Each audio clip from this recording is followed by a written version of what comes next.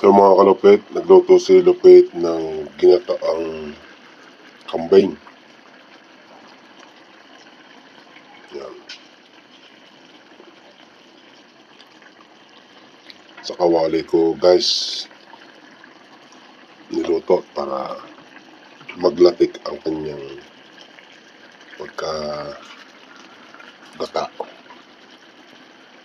Gumamit ako dito ng special na gata.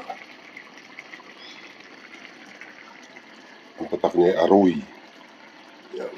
Special po yan.